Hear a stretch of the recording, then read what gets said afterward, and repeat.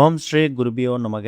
ஓம் ஸ்ரீ மகா பெரியவா சரணம். வரும் ஏப்ரல் 14ஆம் தேதி செவ்வாய்க்கிழமை தமிழ் புத்தாண்டு பராபவ வருடத்தோட முதல் நாள். அன்றைய தினம் இப்போ நம்ம சொல்லக்கூடிய இந்த ஒரு தண்ணீரை உங்கள் வீட்டோட நிலைவாசல் நீங்கள் தெளிச்சு விடுறதால சகலவிதமான செல்வங்களும் சகல சௌபாக்கியங்களும் உங்கள் குடும்பத்துக்கு வந்து சேரும். அது என்னென்ன பொருட்கள், அது எப்படி பயன்படுத்தணும்னு பார்க்கறதுக்கு முன்னாடி நம்மளோட வீடியோஸை இப்போ தான் நீங்கள் ஃபஸ்ட் டைம் பார்க்குறீங்கன்னா மறக்காமல் சப்ஸ்கிரைப் பண்ணிக்கோங்க.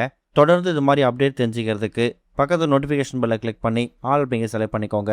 இப்போ என்னென்ன பொருட்களை கலந்து தண்ணீரை வீட்டு வாசலில் நிலைவாசல் தெளிச்சு விடணும் அப்படிங்கிற பற்றி தெளிவாக தெரிஞ்சுக்கலாம். ஒரு மாதத்தோட முதல் நாள் எந்த அளவுக்கு முக்கியமோ அதை விட 10 மடங்கு முக்கியமானது ஒரு வருஷத்தோட முதல் நாள். அதுவும் 60 வருட சுழற்சி வருடத்தில் இந்த வருஷம் வரக்கூடியது நமக்கு பராபவ வருடம். பராபவ வருடத்தில் எல்லாமே நன்மையாகவே நடக்கும், மங்களகரமானதாகவே இருக்கும் அப்படிங்கிற மாதிரி கணிக்கப்பட்டிருக்குது.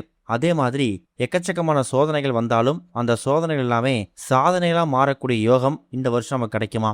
இந்த வருஷம் எல்லாருக்குமே ஒரு மங்களகரமான ஆண்டாக அமையும் அப்படிங்கிற மாதிரி சொல்லியிருக்காங்க. அப்படிப்பட்ட தமிழ் புத்தாண்டு தினத்தில் நம்ம பண்ணக்கூடிய பரிகாரங்கள், வழிபாட்டு முறைகள் நமக்கு வாழ்க்கையில் பல மாற்றங்களையும் முன்னேற்றங்களையும் ஏற்படுத்தும். இந்த வருஷம் நமக்கு தமிழ் புத்தாண்டு செவ்வாய்க்கிழமை வந்திருக்கு. செவ்வாய்க்கிழமை அப்படின்னாலே முருகப்பெருமானுக்கும் செவ்வாய் பகவானுக்கும் உகந்தது. சொந்த வீடு நிலம் வாங்கணும், வாடகை வீட்டிலே வச்சுக்கிட்டு இருக்கீங்க, சொந்த வீடு கனவாகவே இருக்கு அப்படிங்கிறவங்க பிறக்கக்கூடிய தமிழ் புத்தாண்டு அன்னைக்கு செவ்வாய் பகவானுக்கும் முருகப்பெருமானுக்கும் விரதம் இருந்து வழிபாடு செய்யும் போது கூடிய சீக்கிரம் வாடகை வீட்டில் இருக்கக்கூடிய நீங்க ஒரு சிறிய நிலமாவது வாங்கி ஒரு நிலத்துக்கு அதிபதி, சொந்த இடத்துக்கு அதிபதி அப்படிங்கிற பேரை வாங்க முடியும். அப்பேற்பட்ட மகத்துவம் வாய்ந்த இந்த ஒரு நாளில் தூங்கி எழுந்ததுக்கு பிறகு கனி காணுதல் அப்படின்னு சொல்லக்கூடிய நிகழ்வை நீங்கள் செய்யணும். அதாவது பங்குனி மாதத்தோட கடைசி நாள் ஏப்ரல் 13ஆம் தேதி இரவு தூங்க போகிறதுக்கு முன்னாடி சிறிய தட்டில் முகம் பார்க்கக்கூடிய கண்ணாடி, மா பலா வாழைன்னு சொல்லக்கூடிய முக்கணிகள், அது கூட பழங்கள், வெற்றிலைப்பாக்கு, பூ, வீட்டில் இருக்கக்கூடிய தங்கம் வெள்ளி நகைகள், சில்லறை நாணயங்கள், இது எல்லாத்தையும் ஒரு சிறிய தட்டில் எடுத்து வச்சுட்டு அதுக்கப்புறம் நீங்கள் தூங்க போயிடணும். மறுநாள் தமிழ் புத்தாண்டோட முதல் நாள் நீங்கள் தூங்கி எழுந்ததுக்கு பிறகு கண் விழிக்கக்கூடிய விஷயம் முதல்ல இந்த பொருட்களில் தான் இருக்கணும். கண் விழிச்சதுக்கு அப்புறமா அந்த பொருட்களை உங்கள் கையால் எடுத்து கண்ணில் தொட்டு ஒத்திக்கணும். அதுக்கப்புறமா முகம் பார்க்கக்கூடிய கண்ணாடி வச்சுருக்கீங்கல்ல, அந்த கண்ணாடியில் உங்கள் முகத்தை பார்த்து வாழ்க வளமுடன்னு சொல்லிக்கிட்டே இந்த வருஷத்தை ஆரம்பிக்கணும். இதை நிறைய பேர் கனி காணுதல், கனி பார்ப்பது அப்படிங்கிற மாதிரி பல பேர்கள் அழைக்கிறது உண்டு. சில பேருக்கு இந்த வழக்கம் இருக்கும், சில பேருக்கு கனி காணுதல் வழக்கம் இல்லை. அப்படிங்கிறவங்க தூங்கி எழுந்ததுக்கு பிறகு முதல் வேலையாக உங்கள் வீட்டோட பூஜை அறையை திறந்து பார்த்து நீங்கள் நமஸ்காரம் பண்ணிக்கோங்க. அடுத்ததாக அறுசுவை உணவுகள் சமைக்கிறது ரொம்ப முக்கியம். சுவைகளில் மொத்தம் 6 சுவை இருக்குது. இந்த 6 சுவையும் கலந்த மாதிரி ஒரே உணவை தயார் செய்தாலும் சரி, இல்லை இந்த 6 உணவும் இருக்கிற மாதிரி தனித்தனியாக உணவுகள் தயார் செய்தாலும் சரி. இங்கே ஒரே உணவு ரொம்ப எளிமையாக பண்ணணும்னா மாங்காய் பச்சடி செஞ்சுடுங்க.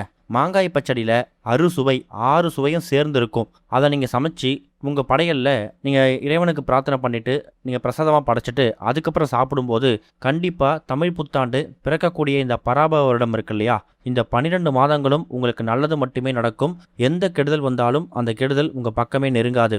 அதுதான் இந்த தமிழ் புத்தாண்டு அன்னைக்கு அறுசுவை இருக்கக்கூடிய மாங்காய் பச்சடியை தயார் செய்வதற்கான முக்கியமான நோக்கம். இது போக எந்த ஒரு விரத நாள் விசேஷ நாள் வந்தாலும் அன்றைய தினம் நம்ம பண்ணக்கூடிய பரிகாரங்களும் வழிபாட்டு முறைகளும் நமக்கு வாழ்க்கையில் மாற்றங்களையும் முன்னேற்றங்களையும் ஏற்படுத்தும். அதுக்கு இந்த பராபவ வருட தமிழ் புத்தாண்டும் விதிவிலக்கு கிடையாது. இப்போ நம்ம சொல்லக்கூடிய இந்த பொருட்கள் எல்லாத்தையும் சின்னதாக ஒரு சொம்பு தண்ணீரில் கலந்து நீங்கள் தூங்கி எழுந்ததுக்கு பிறகு நிலைவாசலில் வாசல் தெளித்து கோலம் போடுறீங்கல்ல, அந்த நேரத்தில் உங்கள் வீட்டில் நிலைவாசலை தெளித்து விடணும். இப்போ நம்ம சொல்லக்கூடிய ஒரு பொருளுக்கும் ஒரு மகிமை இருக்குது. ஒரு பொருளும் ஒரு யோகத்தையும் அதிர்ஷ்டத்தையும் வாரி வழங்கக்கூடியது.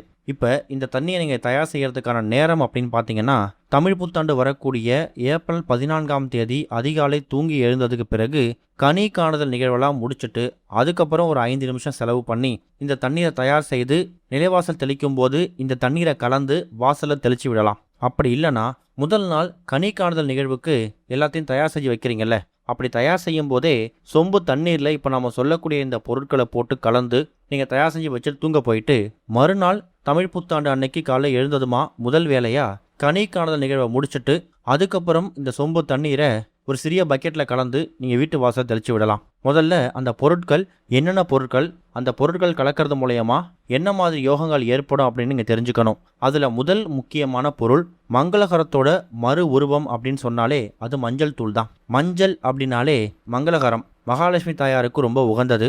அதை விட முக்கியமானது குரு பகவானுக்கு உகந்த நிறம். குரு பார்க்க கோடி நன்மை. குரு பகவான் ஆதிக்கம் நிறைய இருக்கக்கூடிய மகாலட்சுமி தாயார் அம்சம் பொருந்திய மங்களகரத்தோட மறு உருவமாக இருக்கக்கூடிய அந்த மஞ்சள் தூளை ஒரே ஒரு துளி, ஒரு சிட்டிகை கையால் கிள்ளி எடுத்தீங்கன்னா எவ்வளோ வருதோ அதை ஒரு துளி எடுத்து அந்த தண்ணியில் நீங்கள் கலந்துக்கணும். அடுத்ததாக ஒரு 4-5 எண்ணிக்கையில் டைமண்ட் கல்கண்டு, அப்படி இல்லைனா பூஜை அறையில் என்ன மாதிரி கல்கண்டு வைத்து நீங்கள் தினமும் பூஜை பண்ணுறீங்களோ அந்த கல்கண்டு. இது காரணம் இனிப்பு. இந்த பங்குனி மாதம் விஸ்வாவசு வருடத்தோட நமக்கு வாழ்க்கையில் இருக்கக்கூடிய எல்லா விதமான கசப்பான அனுபவங்களும் விலகி இனிமே வாழ்க்கை இனிமையாக மாறணும், எதை தொட்டாலும் நல்லது மட்டுமே நடக்கணும் அப்படிங்கிற நோக்கத்தோட கசப்பு நீங்கி இனிமை பிறக்கணும் அப்படிங்கிறதுக்காக ஒரு 4-5 எண்ணிக்கையில் டைமண்ட் கல்கண்டு கலந்துக்கோங்க. அடுத்ததா பச்சை கற்பூரம். மகாலட்சுமி தாயாரும் மகாவிஷ்ணுவும் வாசம் செய்யக்கூடிய அற்புதமான ஒரு பொருள். எந்த ஒரு பெருமாள் கோவிலுக்கு போனாலும் அங்கே கொடுக்கக்கூடிய பிரசாதமாக இருக்கட்டும், துளசி தீர்த்தமாக இருக்கட்டும், அது எல்லாத்துலேயுமே பச்சை கற்பூர வாசம் இருக்கும். காரணம், பச்சை கற்பூர வாசம் இருக்கக்கூடிய இடத்துல மகாவிஷ்ணு இருப்பார். மகாவிஷ்ணு இருக்கக்கூடிய இடத்துல மகாலட்சுமி தாயார் தானாக வந்துடுவாங்க. இவங்க 2 பேரும் இருக்கக்கூடிய இடத்துல சகலவிதமான செல்வங்களும் சகல சௌபாக்கியங்களும் ஓங்கி இருக்கும். அதனால தான் ஒரே ஒரு துளி பச்சை கற்பூரம், சும்மா ஒரே ஒரு பச்சை கற்பூரத்தை கொஞ்சமாக நசுக்கி அந்த தண்ணியில் கலந்துக்கணும். கடைசியாக ஒரே ஒரு துண்டு ஏலக்காய். ஏலக்காய் அப்படிங்கிறது பணவசியம், ஜனவசியம் இந்த 2த்துக்கும் பயன்படுத்தக்கூடிய அற்புதமான ஒரு பொருள். தேவைப்பட்டால் ஒரே ஒரு கிராம்பு சேர்த்துக்கலாம். இப்போ நாம் சொல்லியிருக்கக்கூடிய பொருட்கள் உங்கள் வீட்டில் நீங்கள் தினமும் பயன்படுத்தக்கூடிய பொருட்கள் தான். புதிதாக வாங்கணும் அப்படிங்கிற கட்டாயம் கிடையாது. இந்த பொருட்கள் எல்லாமே உங்கள் வீட்டில் ஏற்கனவே இருந்துச்சுன்னா அதை அப்படியே பயன்படுத்திக்கோங்க. இல்லாத பொருட்களை மட்டும் சாஸ்திரத்துக்கு 1-2 வாங்கிக்கோங்க. நம்ம முன்னாடியே சொன்ன மாதிரி ஒரு பெரிய பக்கெட் தண்ணியில் மொத்தமாக இந்த பொருட்கள் எல்லாத்தையும் கலக்காமல் ஒரு சிறிய சொம்போ இல்லை ஒரு மக்கோ எடுத்துக்கோங்க. அதில் தண்ணீர் பிடிச்சிட்டு அதில் ஒரே ஒரு துளி மஞ்சள் தூள், டைமண்ட் கல்கண்டு, கொஞ்சமாக பச்சை கற்பூரம், அது கூட ஏலக்காய், கடைசியாக ஒரே ஒரு கிராம்பு சேர்த்துக்கலாம். கிராம்பு அப்படிங்கிறது காரியத்தடை நீக்கி மகாலட்சுமி தாயார் அம்சம் பொருந்திய மகாலட்சுமி தாயாரை அமரக்கூடிய ஒரு சிம்மாசனம் இந்த கிராம்பு. தோஷ நிவர்த்தி பொருளாகவும் இந்த கிராம்பை பயன்படுத்திக்கலாம். இந்த எல்லா பொருட்களையும் ஒன்றாக கலந்து ஒரு 5 நிமிஷம் அப்படியே வச்சிடுங்க.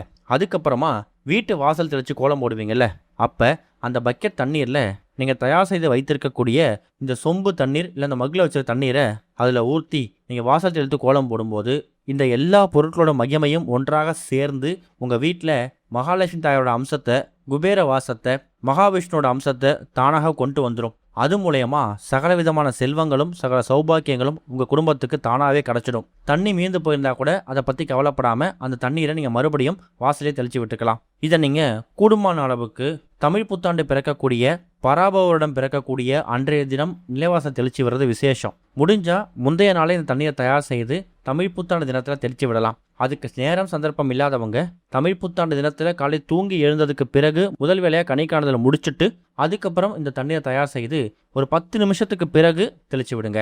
பார்க்கறதுக்கு ரொம்ப எளிமையான பரிகாரம் மாதிரி தெரியும். தமிழ் புத்தாண்டு தினம் இந்த சித்திரை மாதத்தோட முதல் நாள் பராபவரிடம் இருக்கு இல்லையா, இந்த ஒரு நாள் தான் அடுத்த ஒரு 12 மாதங்கள் உங்களுக்கு எப்படி இருக்க போகுது அப்படிங்கிறத தீர்மானிக்க போகுது.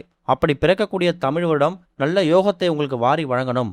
அதிர்ஷ்டம் உங்கள் பக்கம் இல்லைனா கூட அந்த அதிர்ஷ்டத்தை கொண்டு வந்து சேர்ப்பதற்கான வழிவகையை ஒரு வீட்டோட நிலைவாசல் தான் தீர்மானிக்கும். அப்படி வாசலில் நீங்கள் இந்த பொருட்களை கலந்து தெளிக்கும் போது எல்லா கடாட்சமும் சேரும். நம்பிக்கையோட பண்ணுங்க, நல்லதே நடக்கும். ஓம் ஸ்ரீ குருபியோ நமக. ஓம் ஸ்ரீ மகா பெரியவா சரணம்.